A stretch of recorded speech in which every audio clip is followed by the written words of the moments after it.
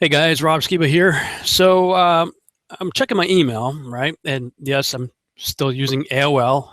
Go ahead and mock me if you want to. I've had the same email address since the early 90s. Um, and I get this WND WorldNet Daily news alert saying, you'd be a fool to bet against this super blood moon. Because everybody's talking about the blood moons, right? The tetrads. Let's go ahead and go to the article. Okay, so this is the WorldNet Daily article, 2015, Super Blood Moon odds off the charts, and talking about Mark Bilt's work. And first of all, let me just say I love Mark Biltz. I think he's a great guy, and I enjoy a lot of his teachings. However, I disagree with all the fervor going on right now regarding the blood moon tetrads, and at least in terms of the interpretations that people are coming up with. I've said it many times before. If you've been listening to me for a while now, you know that I believe the primary purpose of these things is to draw everybody's attention finally to the Moedim, the appointed times of Scripture. Because prior to Mark Biltz pointing things out regarding the tetrads and the feasts of the Lord, of as described in Leviticus 23, very few people were thinking about the feasts. You heard many a pastor and evangelist and scholar out there say that that's all the feasts of the Jews, and we Christians don't need to pay any attention to that stuff. It's the feast of the Jews. Of course, if you go back and read Leviticus 23, you'll see it says these are the feasts of the Lord, capital Lord, Yod He Vav He, Yahuwah. They're God's feasts. They're not the feasts of the Jews, one of 12 tribes. But really, hardly anybody prior to 2008, in standard Christianity anyway, evangelical Christianity, hardly anybody was paying attention to the feasts. Now, with thanks to Mark Biltz and others who have picked up on his work, have been talking about the feasts and how they align with the feasts of God. However, that's not even really true. Well, let me put it this way.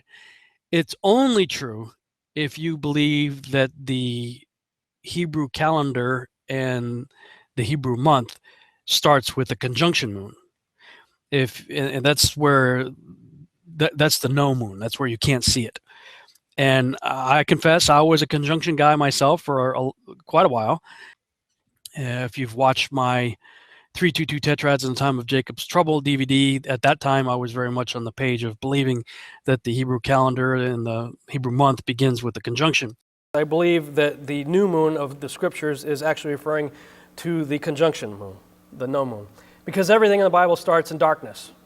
Creation started in darkness, the day starts in darkness, the day of the Lord starts in darkness. Lots of things set up precedents for that. Most of the research that I did with regard to the crescent seemed to appeared to me to be rabbinical.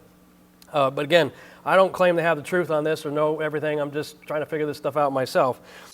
But then I met an individual named Herb Solinsky, and he spent about 3 hours in the living room of my friends Kevin and Amanda's house, where we have our home Bible study group, and went through a bunch of scriptures, and every argument that I had, he knocked out of the park. He just slammed pretty much any argument that I had regarding the conjunction over the crescent, and he moved me from belief in the conjunction to belief in the crescent. And if you're interested in learning more, you could go to biblicalcalendar.org, biblicalcalendar.org/tbc2.pdf. It's about a 300-page PDF on the subject. Or you could go to assemblyofyah.com and click on the link of calendar and learn all about it here in sort of a condensed version. It's quite thorough. Again, if you want to go through the 300 pages, he's got the most convincing argument of any that I've seen so far. But in an unrelated search, I actually found further testimony from Julius Africanus. Many consider him to be one of the early church fathers, and he's writing somewhere around 170 AD or thereabouts, and talking about what the new moon is. Actually, he's talking about the eclipse, or what some have thought was an eclipse during the crucifixion. When there's that period of darkness when Yeshua was on the cross, and he's talking about it, a solar eclipse. Cannot happen at any other time but in the interval between the first day of the new moon and the last of the old. That is at their junction. So he's saying, properly so, that the only time you have a lunar eclipse is when the moon is in the conjunction. When at that point, you can have a solar eclipse when the conjunction moon goes in front of the sun. But he says that happens between the first day of the new moon and the last day of the old moon.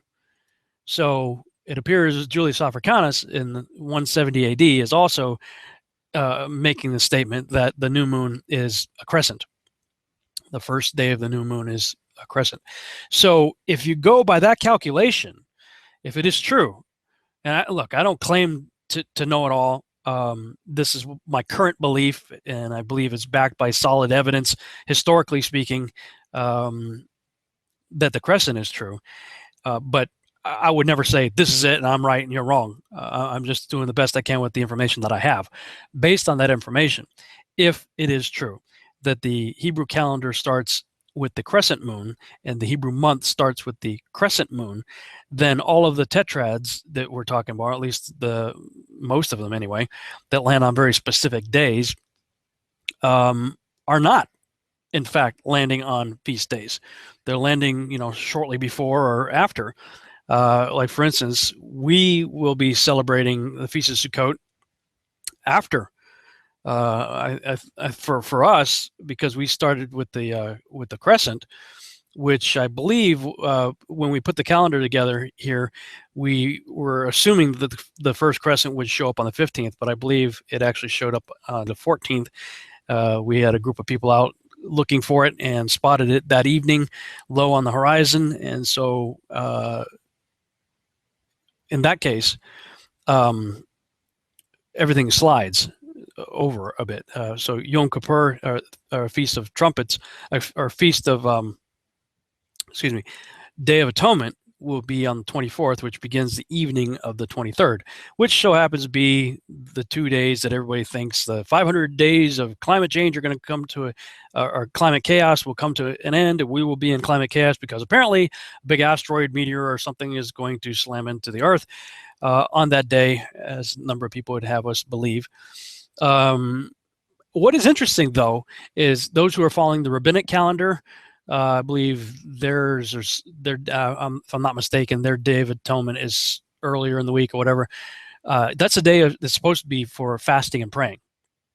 So depending on what calendar you're going by, whether you're going by the rabbinic calendar, whether you're going by the conjunction calendar or the crescent calendar, pretty much somebody somewhere all over the world, whatever shape that may be, will be praying and fasting. And I would suggest that's just a good thing anyway. Certainly it is something we're commanded to do on the Day of Atonement. But for those of you who are freaking out a bit regarding all the things, the signs, the memes, if you will, that apparently are pointing to September 23rd, well, you might as well start fasting and praying now, or at least on the Day of Atonement, whatever day you believe it is going to take place. For us, we believe it starts in the evening of the 23rd and will go into the 24th because the new moon was of Tishri 1, the 7th month, was seen on the evening of the 14th. So that being the case, everything slides over a little bit. And the first day of Sukkot then for the crescent people is on the 29th. But the people who believe in the conjunction say that the last blood moon in the tetrad cycle lands on their first day of Tabernacles or Sukkot. So it really depends on what calendar you're going by and what the truth is. When I was a conjunction guy, I thought it was very convincing that these tetrads were apparently landing on feast days, and so I took that actually as a bit of confirmation. Now I'm not so sure. I've been thoroughly convinced, at least personally myself, that the calendar starts with the crescent. So if that's the case, then the blood moons aren't landing on the feast days. But I mean, if you just go on Google and type in tetrad blood moon 2015, I mean, there's tons of stuff out there on it. Like I said, I got this email, and the people over there at WorldNet Daily are saying you'd be a fool to bet against the super blood moon. And when you get to the article and read the article on it, they go through all kinds of stuff from Mark Bilt's work on it. But where I beg to differ on this whole thing is it's talking about, the whole premise of that we should be even considering this stuff as important at all goes back to scriptures like this one right here, Joel chapter 2, verse 31. The sun shall be turned into darkness and the moon into blood before the great and terrible day of the Lord come. Okay, so this is talking about what appears to be a simultaneous event. Sun turned to darkness, moon turns to blood. Now, if you're going to say the blood moons are an eclipse, then you have to also agree that the sun being turned to darkness is a solar eclipse. Well, the problem is, even in the spinning heliocentric globe model, you can't have a solar eclipse at the same time as you have a lunar eclipse. The dynamics don't work that way. Everything's in the wrong place for that to happen. So you can't have both. And in the context of everything that I looked into when I finally decided to think for myself and look this stuff up, all the places where I see the sun turning to darkness and the moon turning to blood is almost always in the context of smoke and ash going up into the sky and the bottomless pit being opened. And if you believe that the Joel 2 army is a Nephilim hybrid army, possibly the same as what happens when the bottomless pit is opened at the fifth trumpet in Revelation chapter 9, then the sun is being darkened and the moon turned to blood because of the ash and smoke and everything in the sky. The opening of the bottomless pit. It has nothing to do with eclipses. But, there's lots of people out there talking about this stuff and ministries out there talking about it. I don't want to knock these guys. They're all doing the best they can with the information, just like I am and just like you probably are. But I'm just going to say right now, I'm not expecting the world to end. I'm not expecting that we're in the tribulation period. I certainly don't believe that the rapture is coming. You got this woman here talking about doom and gloom on September 24th. An asteroid will hit the Earth on September 24th, 2015, question mark, exclamation point. The governments of the world know that a very large asteroid will hit the Earth on September 24th, 2015, and they have publicly announced it already through the French Foreign Minister Laurent Fabius on May 13th, 2014. They will attempt to nuke this asteroid, which will break it into smaller pieces that will rain down all over the Earth, causing massive destruction. There will still be a very huge chunk of this asteroid that will hit most likely in the Atlantic Ocean. They believe this is the fulfillment of the sixth seal of Revelation that starts the day of the Lord. I'm not convinced we're even past the third seal at this point. The final day of Daniel's 70th week, which will last for 1 year. Before the sixth seal opens, the first 5 seals will begin to open in 2015, including world war, economic collapse, famine, and plague. Now, this prediction was made in November 23rd, 2014. So, World War III beginning in 2015, I think a good case could be made that World War III began in 2001 on September 11th. But regardless, this person's prediction has not happened, at least not the way they seem to have thought last year. World War III will begin in 2015, and a peace treaty will come into effect in September 2015. Well, I mean, here it is, the 20th of September, and I'm not aware of any such thing taking place. And right before this event takes place, the fulfillment of the prophecy for when they shall say peace and safety, then shall sudden destruction come upon them as travail upon a woman with child, and they shall not escape. 1 Thessalonians 5:3. I posted a note back in May of this year, May 23rd, 2015, called September Fears. And in that note, I wrote, I am seeing many people freaking out and getting into a lot of fear about this coming September. Christians seem to be both feeding and eating up this fear. The fear is stemming from a lot of buzz about the last of the blood moons, Jade Helm, the Shemitah, and yet another potentially world-shattering asteroid allegedly headed our way. Yet Paul told Timothy in 2 Timothy 1:7, for God hath not given us the spirit of fear, but of power and of love and of a sound mind. So where is all our fear coming from? I've seen a lot of people freaking out on Facebook and elsewhere. If Yahuwah does not give us fear, then who do you think it is that does bring and desire us to live in fear? Keep this in mind if you are among those finding yourself getting into fear. Some have been asking me about my opinion on the various things mentioned above, so here it is. Take it for whatever you think it's worth. The blood moons. Back in 2008, Pastor Mark Biltz noticed something quite interesting. The Moedim, appointed times of Yahuwah, appear to be marked by a tetrad of blood moons and solar eclipses happening during the years of 2014 and 2015. But there is nothing, as I said earlier, in Scripture telling us to look for solar and lunar eclipses on the appointed times. The scriptures that do talk about the sun going dark and the moon turning to blood have more to do with the bottomless pit opening up and smoke and ash going up into the sky from that and other catastrophic events taking place than anything to do with eclipses. Plus, you cannot have both a solar and lunar eclipse happening at the same time anyway. So, as I've said many times before, I think the real purpose of this particular tetrad is to finally get us all on Yahuwah's page. All of the blood moons and solar eclipses in this particular cycle have come and gone with little to no issues, as I believe this last one will also. Well, nothing more unusual than what has always been going on geopolitically anyway, with or without eclipses. So to be honest, the blood moons are off my radar. Jade Helm. I was never in the special forces, but I have friends that either were or still are in. In every case, whenever I talk to them about Jade Helm, my mind has been put at peace. First of all, I am not too concerned, as I remember that none of the guys I served with would have ever turned against our own civilians. Plus, this is a multi-service activity. So if the Army goes rogue, I can't imagine the Marines or the Air Force would be, being okay with that. They take the Army out and vice versa. Beyond that, one of my buddies that's said that in order to graduate from his special forces school, they had to do a very similar, though much smaller scale exercise to what Jade Helm is designed to be. He is now in the Texas State Militia. He said that his militia buddies are quite excited about this drill because these various patriots are being given a tremendous opportunity to train with our own fighting elite as their opposition. I've also talked with a friend in law enforcement. Jade Helm has been so well publicized specifically so that the people do not freak out.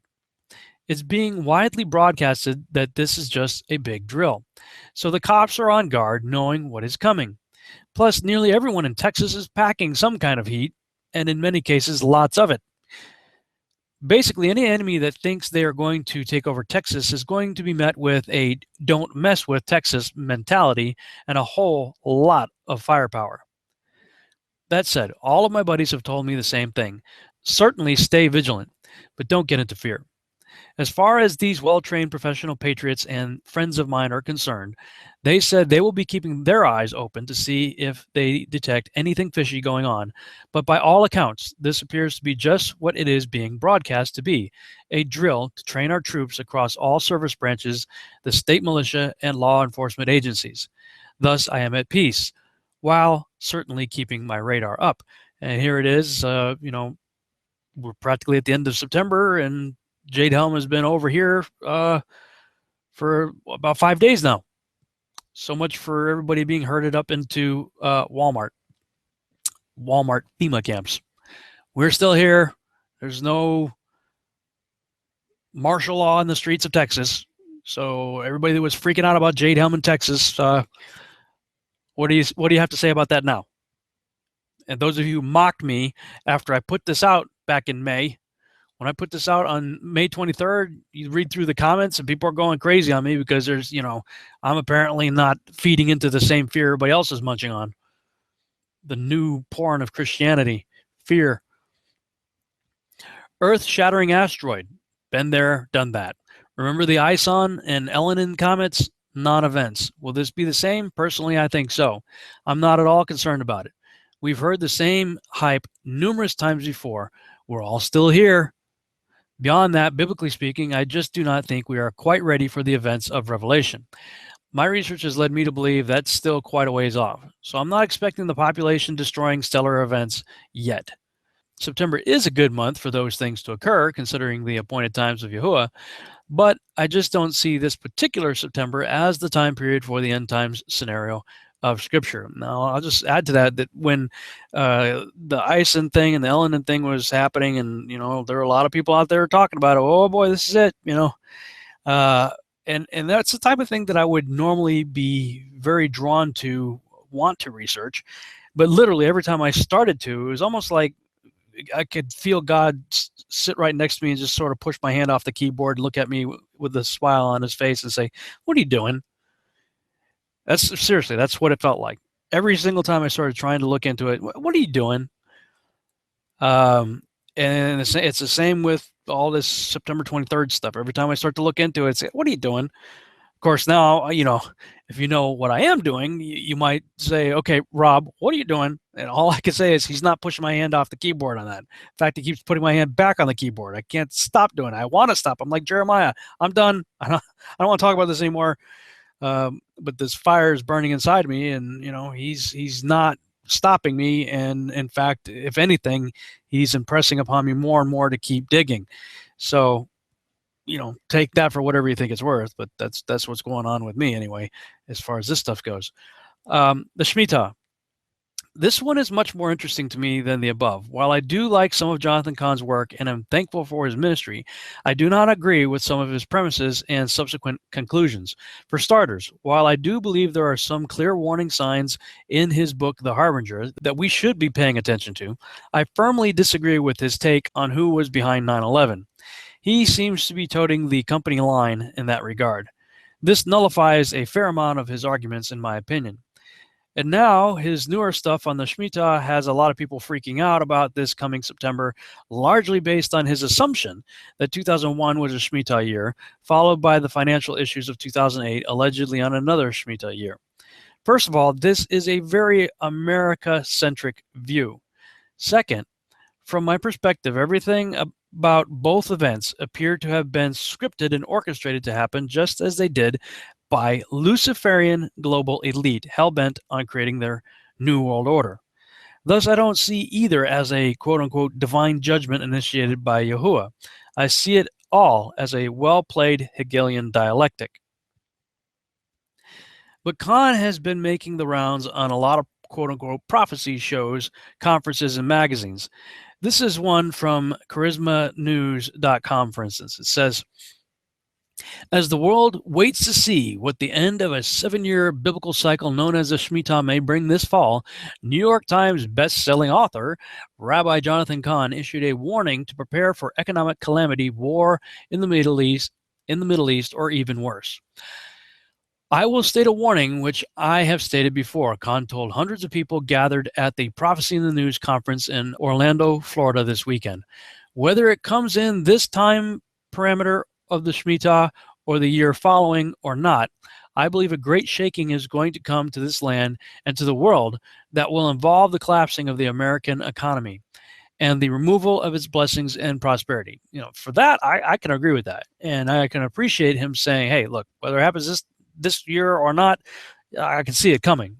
I can go with that, as opposed to the other people who are like, this is it, September 15th or September 23rd, setting dates and being dogmatic about it, just like Harold Camping, the Bible guarantees it. Not really. We've got to be real careful about stuff like that. Continuing.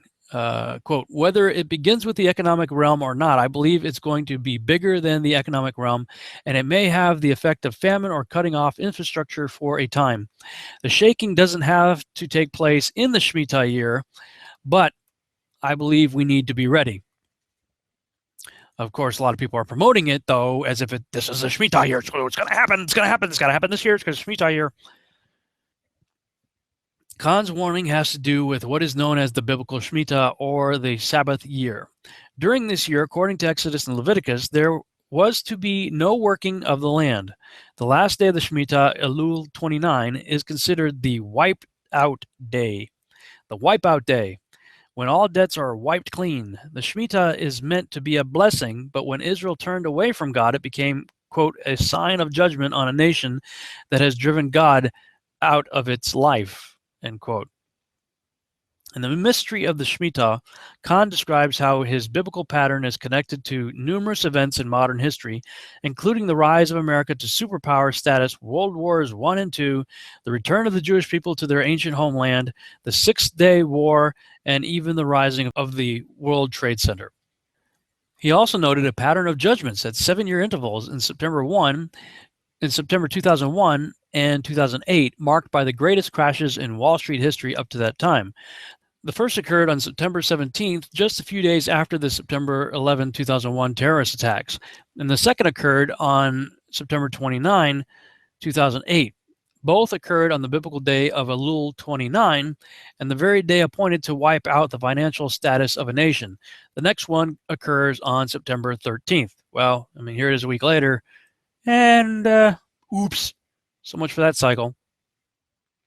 For years, financial observers have been mystified why it is that all the greatest crashes tend to take place the same time of year.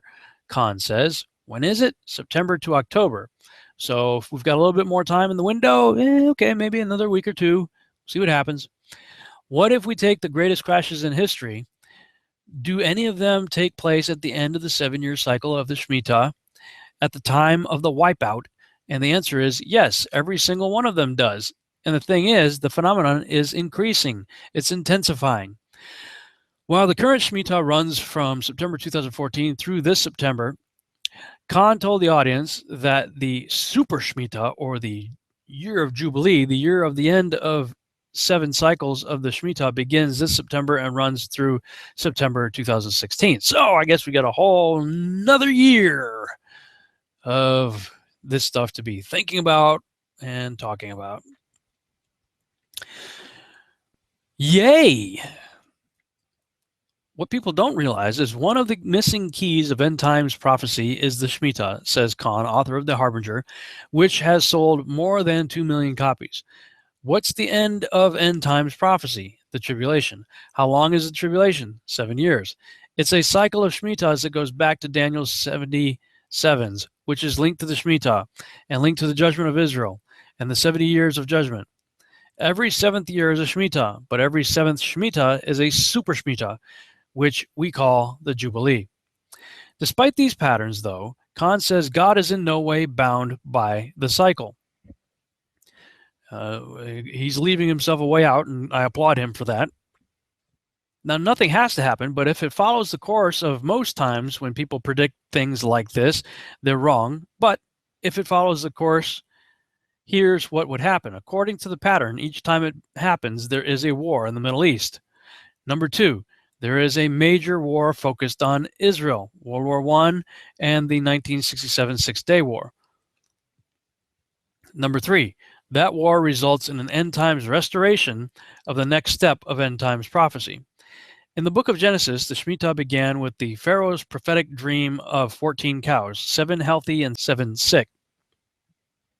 God revealed to Joseph that the 7 healthy cows represented 7 years of prosperity, while the sick were the 7 years of famine to follow. God gives a warning to Egypt to tell them what is coming, Khan says. The turning point is that 7th cow.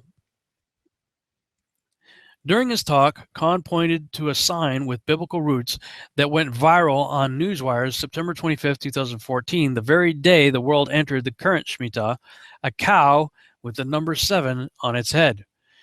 The pattern of the Shemitah is, it begins so undramatic you barely notice it, Khan says. Here are the signs that Khan revealed about the beginning of the Shemitah last year on or around September 25th. The stock markets became violent and started crashing for about a month. A massive earthquake shook parts of America. The manifestations of Ebola. The Supreme Court was tackling the issue of gay marriage on a national scale. China overtakes the United States as the #1 economic power.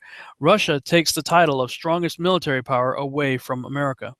This is the beginning of the ending of the American age, Khan says. We are seeing things we have never seen in human history. Could this be the beginning of the end of the ages, not just America? It is no accident the Bible says, woe to those who call evil good and good evil. It is no accident that at the same time the nation is calling evil good, it's calling good, like you, like believers, evil. What's happening now is you're hearing more and more of Christians being persecuted for simply trying to stay true to their faith. Everything is coming to a head. And there's the source link for that right there, charismanews.com. And, I'll just say, in fairness, I agree with quite a bit of what he said there. But the Shemitah thing, it's not working for me. And I say right here, above all, I want to acknowledge and thank Jonathan Cahn for being the watchman that he is and for issuing a call to repentance. So please don't take the following as a Cahn bashing rant.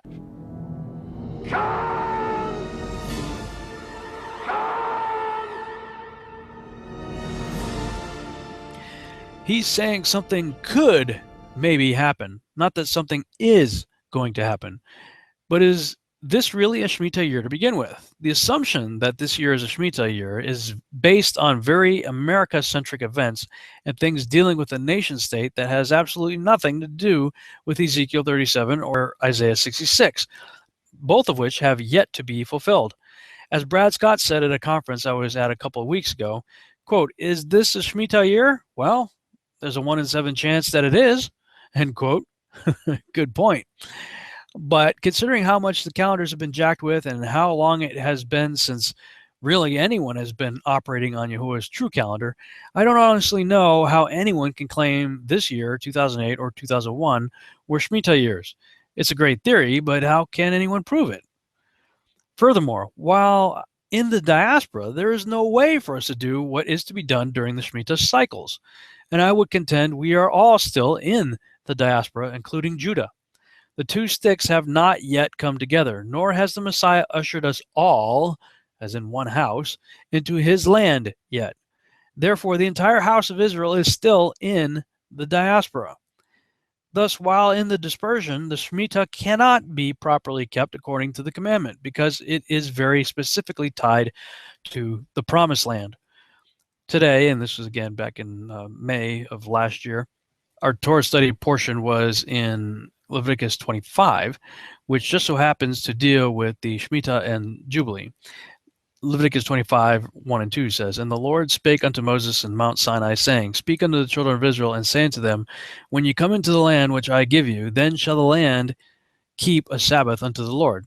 Here we see that the issues of the Shemitah are only applicable in the promised land of Yahuwah. There is no command for the Gentile nations to be participating in the Shemitah. The promised land needs its rest every 7 years. While the other lands certainly would benefit from doing the same thing, there is no specific command for us to do so outside of the promised land. Continuing, Leviticus 25 in verse 3. 6 years thou shalt sow thy seed, and 6 years thou shalt prune thy vineyard, and gather in the fruit thereof. But in the 7th year shall be a Sabbath of rest unto the land, a Sabbath for the Lord. Thou shalt neither sow thy field nor prune thy vineyard. That which groweth of its own accord of thy harvest thou shalt not reap, neither gather the grapes of thy vine undressed, for it is a year of rest unto the land. The Sabbath of the land shall be meat for thee and for thy servant and for thy maid and for thy hired servant and for thy stranger that sojourneth with thee. And for thy cattle and for the beasts that are in thy land shall all the increase thereof be meat. And thou shalt number 7 Sabbaths of years unto thee, 7 times 7 years. And the space of the 7 Sabbaths of years shall be unto thee 49 years. Then shalt thou cause the trumpet of the Jubilee to sound in the 10th day of the 7th month. In the day of atonement shall ye make the trumpet sound throughout all your land. And ye shall hallow the 50th year, and proclaim liberty throughout the land unto all the inhabitants thereof. It shall be a jubilee unto you, and ye shall return every man unto his possession, and ye shall return every man unto his family. A jubilee shall that 50th year be unto you. Ye shall not sow, neither reap that which groweth of itself in it, nor gather the grapes in it of thy vine undressed. For it is the Jubilee, it shall be holy unto you. Ye shall eat the increase thereof out of the field. In the year of this Jubilee, ye shall return every man unto his possession. And if thou sell aught unto thy neighbor, or buyest aught of thy neighbor's hand, ye shall not oppress one another. According to the number of years after the Jubilee, thou shalt buy of thy neighbor, and according unto the number of years of the fruits he shall sell unto thee. According to the multitude of years thou shalt increase the price thereof, and according to the fewness of years thou shalt diminish the price of it. For according to the number of the years of the fruits doth he sell unto thee. Ye shall not therefore oppress one another, but thou shalt fear thy God, for I am the Lord your God. Wherefore, ye shall do my statutes and keep my judgments and do them, and ye shall dwell in the land in safety. And the land shall yield her fruit, and ye shall eat your fill and dwell therein in safety. And if ye shall say, what shall we eat the 7th year? Behold, we shall not sow nor gather in our increase. Then I will command my blessing upon you in the 6th year, and it shall bring forth fruit for 3 years. And ye shall sow the 8th year, and eat yet of old fruit until the 9th year, until her fruits come in, ye shall eat of the old store. The land shall not be sold forever, for the land is mine, for ye are strangers and sojourners with me. Now, like I said here, wow, there is a lot there to digest. First and foremost, take care to note verse 23 right here. The land shall not be sold forever, for the land is mine, for ye are strangers and sojourners with me. Israel is not the land of the Jews. It is not their land. It's not the land of the Palestinians either, or British Mandate, or anybody else. It's Yahuwah's land. The Jews, as well as the rest of the 12 tribes and those who are sojourners with them as strangers and adopted grafted sons, are only privileged to live on that land provided they obey Yahuwah and do what he says. Now, the following chapter, Leviticus 26, is all about that. And Leviticus 18 says, if you don't do what Yahuwah commands, then the land will vomit you out. So the real IDF, Israeli Defense Force, is not well-armed soldiers, but rather an obedient people. If the Shemitah is properly kept along with Yahuwah's other commandments, you can dwell safely in that land. If, however, you do not, you will be plagued with war and sorrow. Wonder why that's all we ever see happening in the Middle East? No amount of support we give that place will ever override the judgments that come from living there in willful disobedience. The only real support we can give is the encouragement to get on Yahuwah's page, doing things his way. No one will be able to touch them then. Otherwise, Yahuwah will judge, and you can't do anything to stop it. Disobedience to Yahuwah is never a good thing anywhere in the world, but there are very specific judgments that come upon those who operate outside of the house rules set for that particular plot of land. Leviticus chapters 18 through 26 make that quite clear. But how does America fit into all this? Well, for starters, the Shemitah does not apply to us here.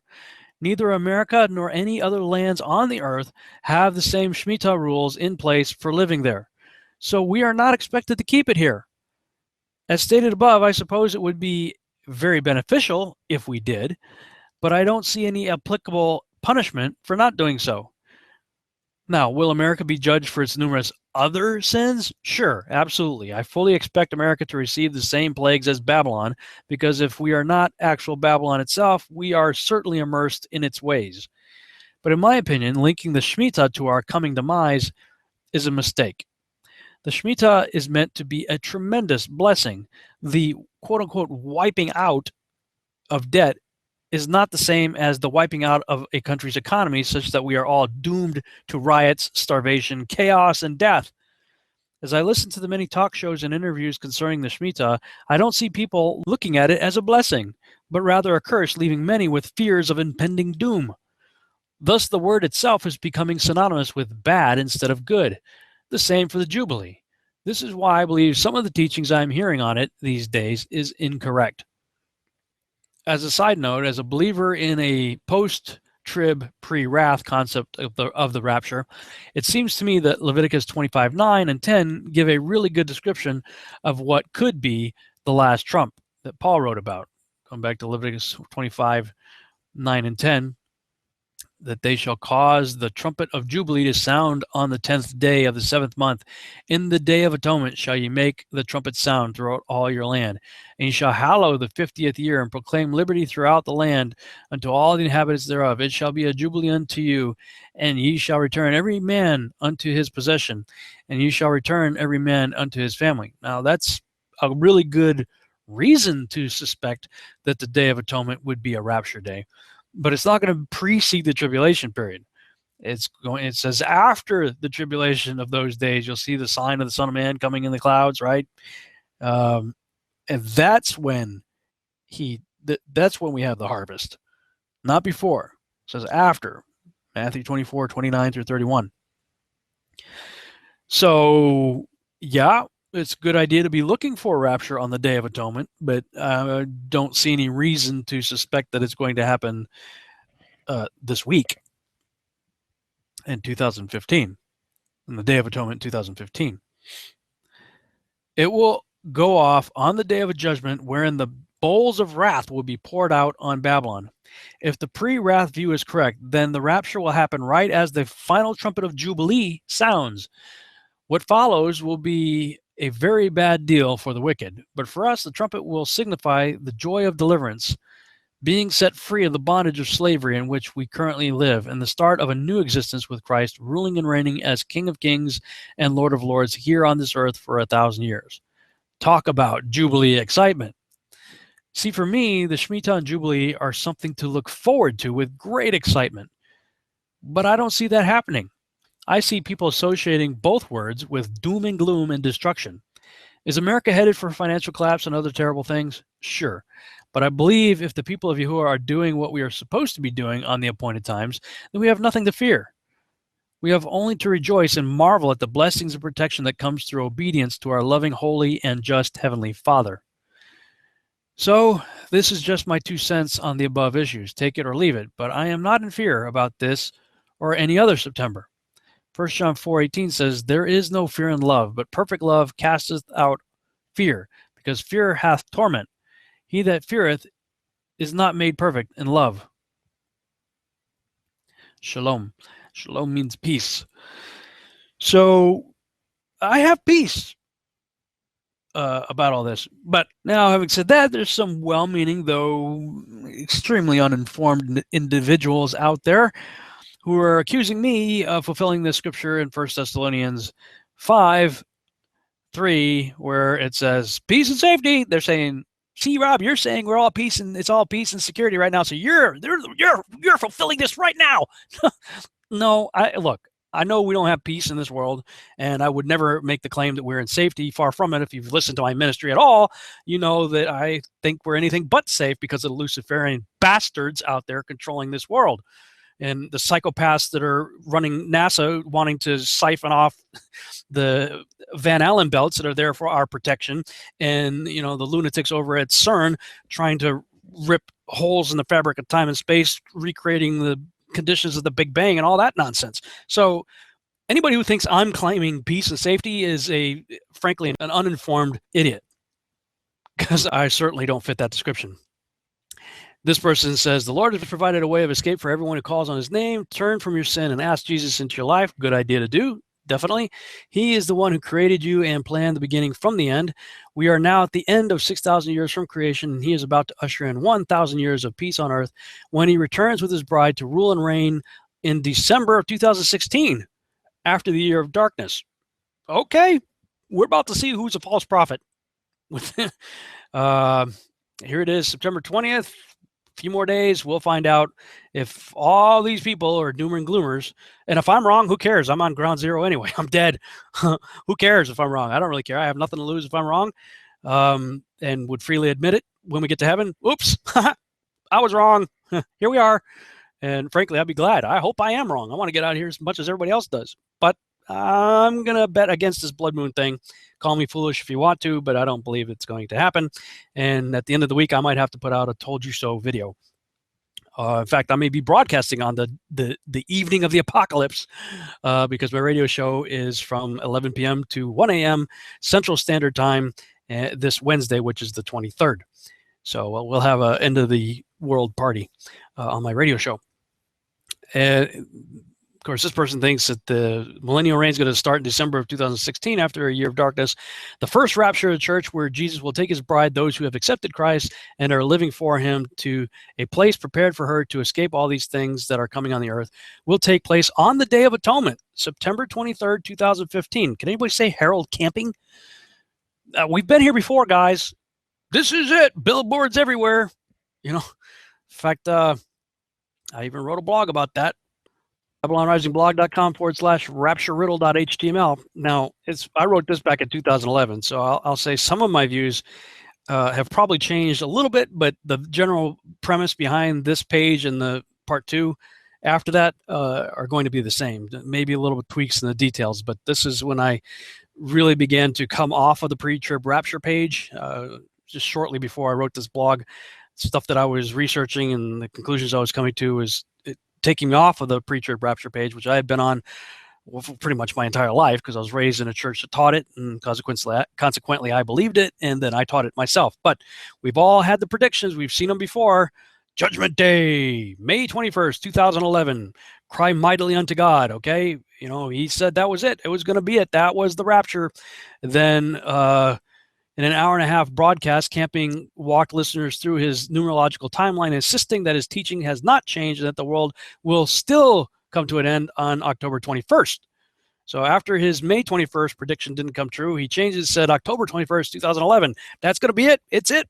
You better repent, get ready, get your rap shoes all laced up because it's going to happen. Well, we're here again, guys. That's exactly what's going on.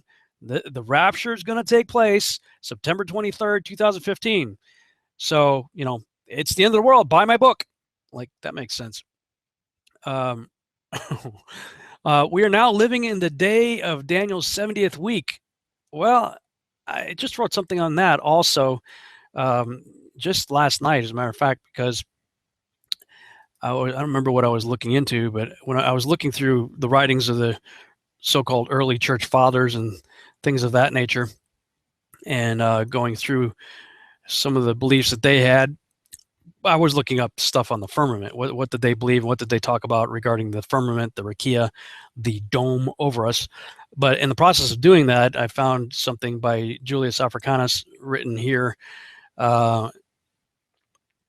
last night, September 19th, 2015, regarding Daniel's 70th week, Julius Africanus and the time of Jacob's trouble. While firmly entrenched in the pre-trib rapture camp, I was one of those who believed and taught that we were still waiting on the 70th week of Daniel to be fulfilled, that final week of years between the tribulation period. But is that the correct view? People like Tim LaHaye and others would claim it is, and they have their charts and calculations to quote-unquote prove it. However, I just stumbled upon the following quote from Julius Africanus, which I think worthy of consideration. Many know him to be among the quote-unquote early church fathers of Christianity. Wikipedia describes him as Sextus Julius Africanus, circa 160 to 240 AD. Was a Christian traveler and historian of the late 2nd and 3rd century AD. He is important chiefly because of his influence on Eusebius and on all the later writers of church history among the fathers, and on the whole Greek school of chroniclers. This is what he wrote concerning Daniel's 70th week. And he goes through, I'm not going to read all this. You can check it out if you want to. But I'll put the link in the show notes below. But he does the calculations from the time of Daniel's, the way it's described, and says that the fulfillment was at the time of Christ. It's already happened. So if this is true, as many a preterist/historist would probably agree, I guess the 70th week of Daniel concept cannot be applied to the end times, as it would have already been fulfilled. To be honest, I've always struggled with what seemed like fuzzy math to me in this regard anyway. That said, I still think Revelation bears out a 7-year tribulation period, the latter half of which we'd call the Great Tribulation of 3.5 years, 42 months. But to throw another monkey wrench into the mix, when Jeremiah referred to the, quote, time of Jacob's trouble in Jeremiah 30, verse 7, the only frame of reference he would have had would have been from Genesis. If indeed the end is declared from the beginning, Isaiah 46:10, then to understand the end times in terms of Jacob's trouble, we must put ourselves into Jeremiah's context and that of his audience, and thus consult Genesis to see what he meant. The best candidate I found is in Genesis chapter 31, verses 38 through 42, where you see, I got bold there twice, Jacob is talking about 20 years that he was receiving a time of affliction at the hands of his uncle Laban. So twice Jacob describes his time of affliction, i.e. trouble, as lasting 20 years, not 7 years, not 3.5 years. So what then are we to make of it? Well, at this point, I think I'll toss the whole 70th week of Daniel scenario out with the pre-trib rapture, which I dumped several years ago. And while I still believe the 3.5 years are to be the worst, whether or not they are part of the 7-year time frame may be irrelevant if I allow the Bible to interpret itself.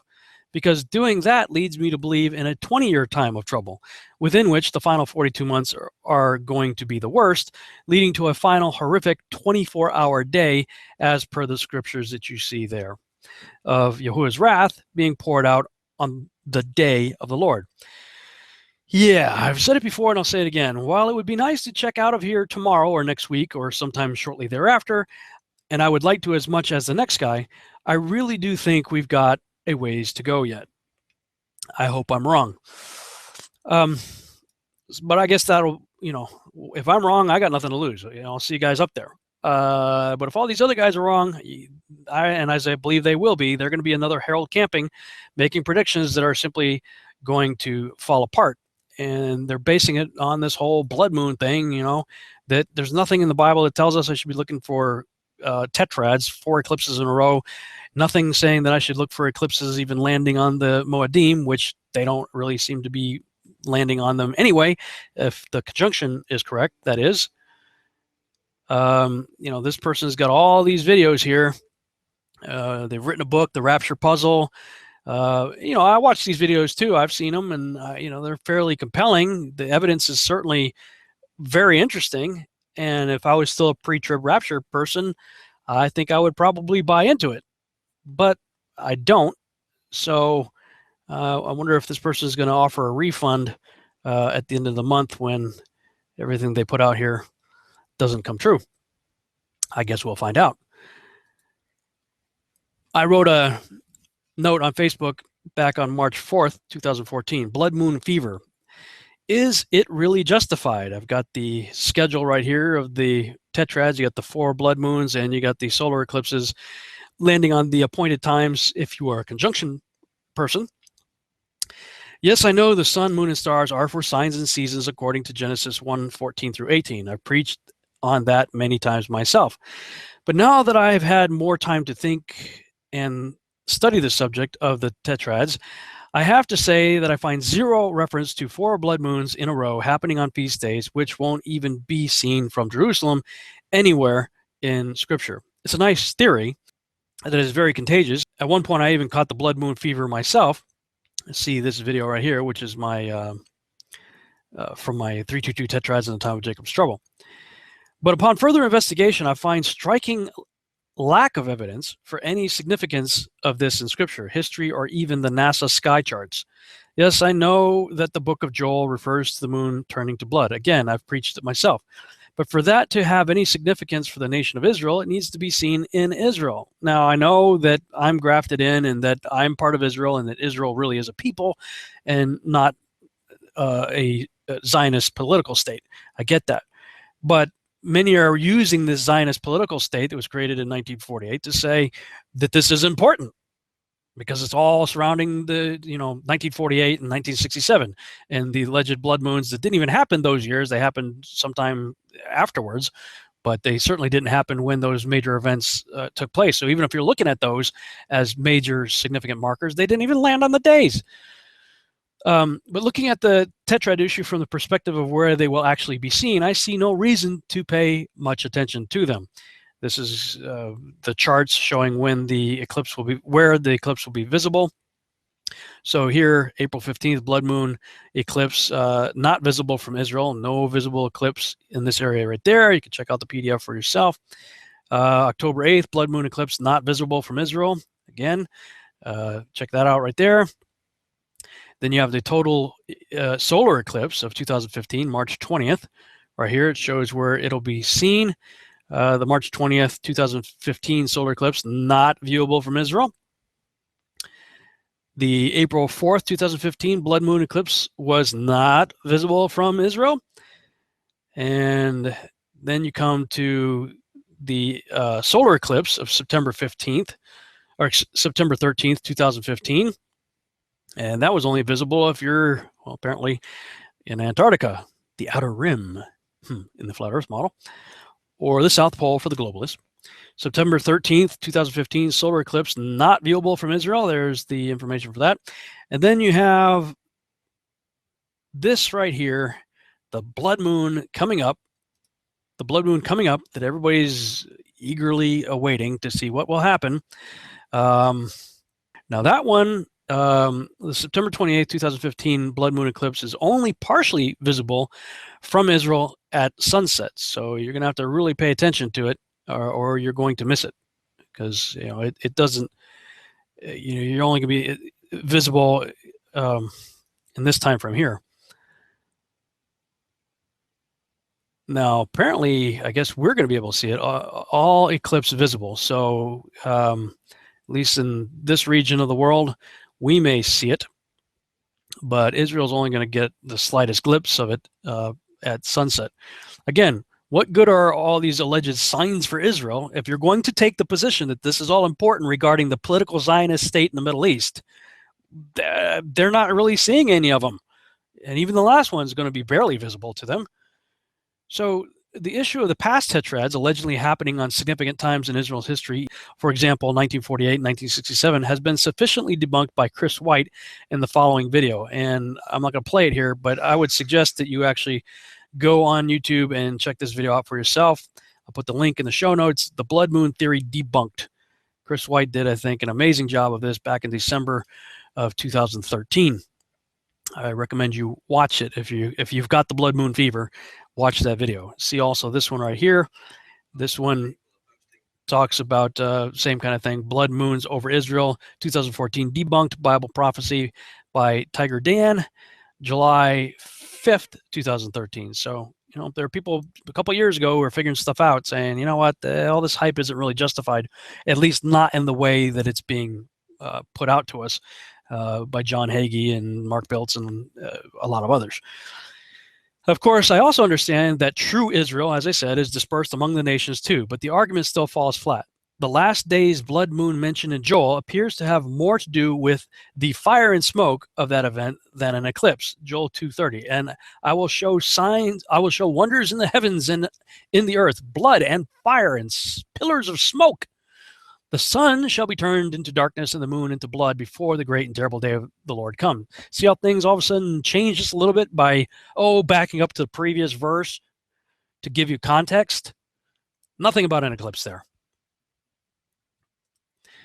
Acts 2:19, and quoting Joel 2, and I'll show wonders in heaven above and signs in the earth beneath, blood and fire and vapor of smoke. The sun shall be turned into darkness and the moon into blood before the great notable day of the Lord come. And it shall come to pass that whosoever shall call on the name of the Lord shall be saved. Revelation 6:12. And I beheld when he had opened the sixth seal, and lo, there was a great earthquake, and the sun became black as sackcloth of hair, and the moon became as blood. So those of you who think, Day of Atonement, couple more days, this is the end of the world, rapture's happening, it's going to happen September 23rd, 2015. Well, if you're going to quote Revelation 6:12 says that when that sixth seal opens, it's going to be a massive earthquake is going to happen.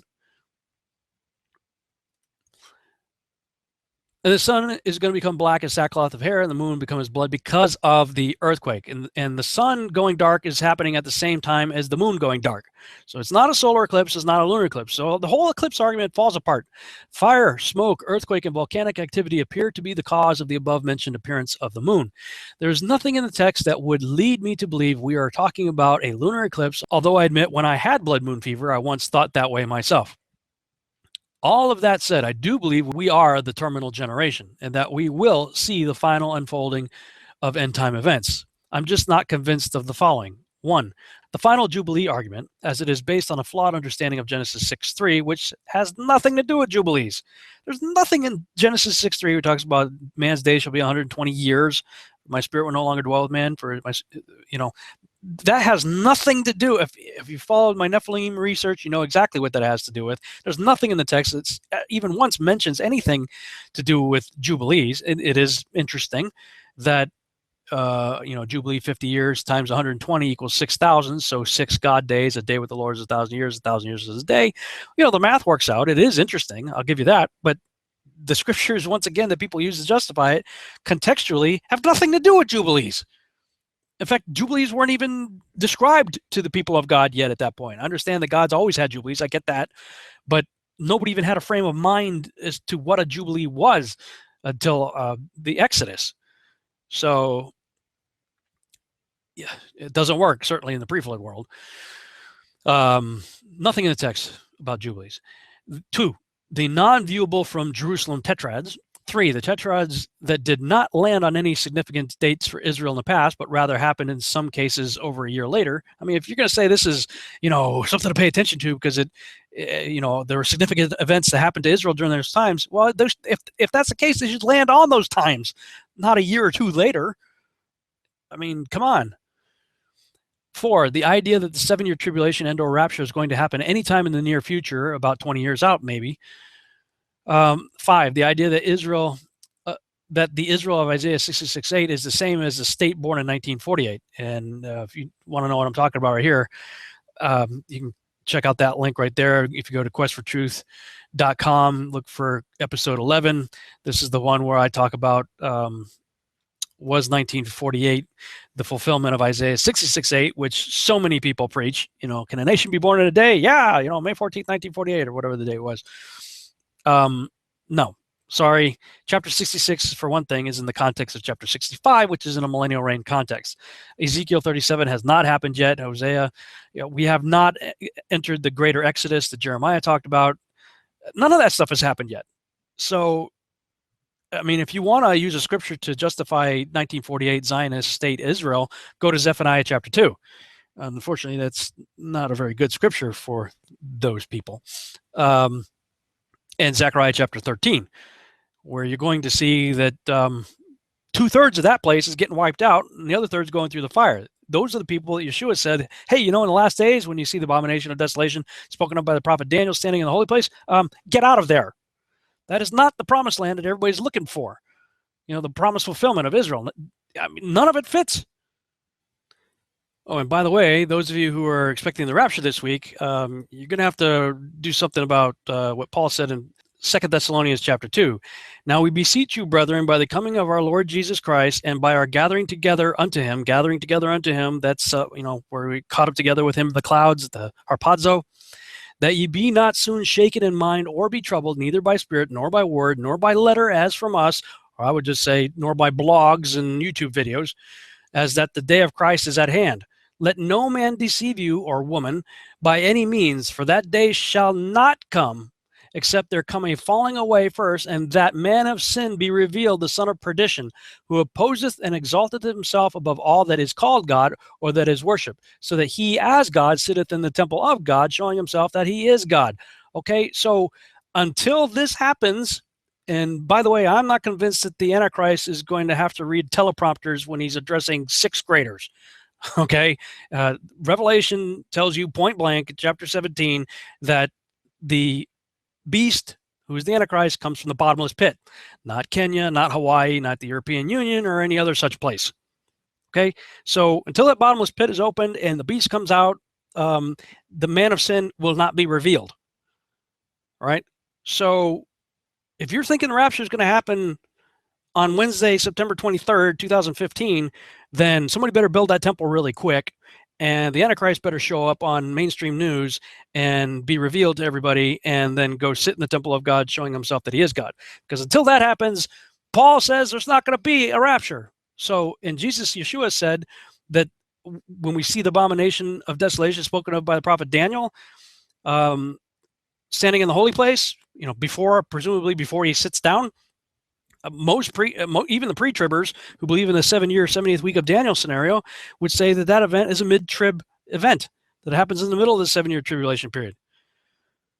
So, sorry, but that hasn't happened yet. And if it does happen, then we've been in the tribulation for 3.5 years already. So, I mean, all you pre-tribbers out there, Paul disagrees with you. The best you could get out of Paul is a mid-trib rapture. I don't even believe you can get that really if you keep breaking it down. But Paul certainly doesn't support a pre-trib rapture. I'll tell you that. So a lot to happen before Wednesday. I just don't believe it's going to. Sure, there will be lots of wars and rumors of wars, earthquakes, pestilences, and such as always that are likely to occur during the above tetrad cycle, and quite possibly even more civil unrest, warfare concerning Israel. But I'm settled in for the long haul. I firmly believe we have at least 20 more years to go. Maybe, at the time when I was thinking this way, it was a couple years ago, so maybe we have 17 or 18 more years. Now, aside from the solar eclipse of September 13th, 2015, nearly all of the events will be seen from the United States. Is there any significance to this? Well, I suppose it remains to be seen on Yahuwah's feast days. So far, I haven't seen anything that's too impressive, and we're going to find out if Jonathan Cahn's right sooner or later as this year comes and goes, and this whole Shemitah and Jubilee stuff is either proven to be true or proven to be false. And if it proves to not happen and everybody's convinced that he's going to come back on a Jubilee year, well, then guess what? We're here for another 50 years. But I guess we'll see soon enough. If nothing else, I'm just happy people are now paying attention to the Feast of Yahuwah. That is a very good thing, in my opinion. Occupying until he comes, and yes, still watching for the signs of the times. And that's how I concluded that note. Well, maybe next year is the Jubilee year, so I fully expect if nothing happens in the next few days or even the next few months, that's all we're going to hear about in 2016, folks. So get ready to have an entire year of doom and gloom predictions for the end of the year, 2016. That's going to be the one, Zenith 2016. And, I in all fairness, I will say that when I was doing the research that I did leading up to 2012, December 21st, 2012, I did see that there was this interesting window of time that seemed to have some sort of prophetic significance from 2012 to 2016. It was a very interesting window, and Tom Horn and I talked briefly about it, and I knew he was getting ready to do an update on his Apollyon Rising book, which became Zenith 2016. So, in all fairness, I can see things lining up for next year. But even that, I just got to say, I mean, there's going to have to be a lot of things happen in rapid succession in the next year. Could that happen? Sure, I suppose it could. Maybe so, but not this year. It's not going to happen this year, this month, next week, couple days. It's not going to happen. And I want to bring something else out right now from a note that I posted earlier in the year, February 10th, 2015. Shemitahs and blood moons, what's the point? Okay, just an observation. First, let me say that I am a big fan of many of the prophecy organizations out there. I think what they are doing, for the most part, is awesome. But lately, I'm seeing this idea that fear sells almost as well as sex. Since Christians can't peddle the latter, they seem to go the fear route. But what's the point in that? For me, if we really are headed for Armageddon as quickly as some of these guys would have us believe, you would think obeying Yahuwah would be the #1 priority action step to the preaching. But most of these guys will do little more than give a nod in that direction. Case in point, Jonathan Cahn's Harbinger Shemitah series and Mark Bill's Blood Moon stuff. Okay, on the surface, I am into that stuff too and find it all quite compelling. I am very thankful that these guys are talking and writing about this stuff. I can't say that I fully agree with all of the conclusions being put forth, but I can see that it's definitely worth paying attention to. And many are, thankfully, paying attention. Their material is now being written about by others, and it seems like many are talking about this stuff on TV and radio talk shows, and of course at the big Prophecy Summit conferences all over the place. Wonderful. Okay, but now what? If the Shemitah deal is legit, not sure anyone could possibly verify that we are still on the same cycle that started back in Moses' day, and frankly, I doubt that we are. And if the blood moons mean anything, not sure they mean anything more than directing people to pay attention to the feast of Yahuwah. Should we not be trying to actually heed the so-called harbingers these things may be heralding? By that I mean, if we are still on the correct Shemitah cycle, then Judah was judged and sent to Babylon for not doing what was supposed to be done, letting the land rest for 7 years. The northern kingdom was judged because they changed the feast of Yahuwah and refused to do things his way, preferring rather to celebrate their own pagan holidays instead. Sounds familiar. Christmas, Easter. Look what happened to them as a result. Thus, for me, the solution to both is easy. If these things mean anything at all, then we should do what we're supposed to do according to Yahuwah's word.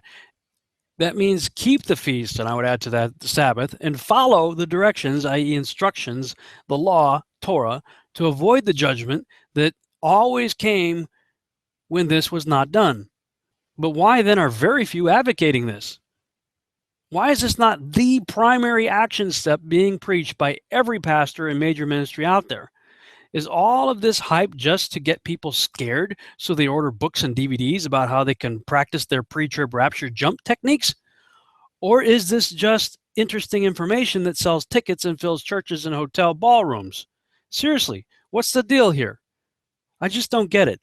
If you really believe all of this Shemitah, blood moon, the end is very near stuff, then biblically speaking, by numerous examples, it is all pointing us toward getting out of Babylon and keeping the feasts, Sabbaths, and commandments of Yahuwah in order to avoid national judgment. Yet whenever I say something like that, many will accuse me of being a cult-leading Judaizer trying to get people back under the law and other such nonsense. By the way, I'm not talking about Khan and Biltz here. They get it. And I have heard them strongly advocate for getting back to Yahuwah's calendar and doing things his way. I'm talking about all the other evangelical leaders, pastors, teachers, and the main prophecy ministries out there. And a lot of you out here on Facebook and YouTube also. Sure, they'll bring these guys in, Khan, Biltz, and others like them, and talk about their work. But if they're not trying to get people back on Yahuwah's page too, doing things his way, what's the point of talking about any of this stuff? Again, I'm not about the fear. I'm about the solutions. People want to know what to do in these last days.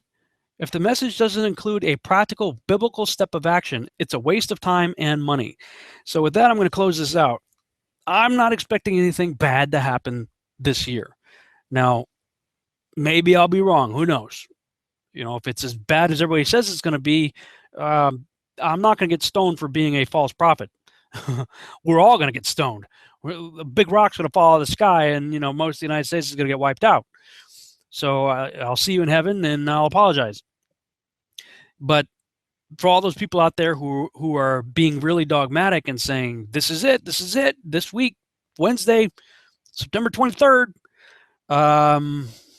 Well, hope you're going to offer a lot of people refunds from your books and DVDs and everything else, and I hope that you publicly repent and in the future strive not to be so dogmatic. Now, it's one thing we all do. Those of us who are doing research out there, myself included, when we see stuff, you know, we consider ourselves to be like watchmen on the wall, and we are sounding alarms. We're saying, hey, you know, something's going on over here. We should probably pay attention to it. You know, I think that that's a good thing to do. But all of us have to remain open to the possibility that we may not be seeing what we think we're seeing, or that whatever is happening is not the end-all be-all, that it could be just a piece of a bigger puzzle. And, you know, put the stuff out, make people aware of it. I'm not saying don't look into this stuff. I'm just saying be very careful about dogmatically proclaiming this is the end or next year's the end. Now, 2016 is going to be an interesting year. And if any of this stuff if there's any truth to any of it, then the action step is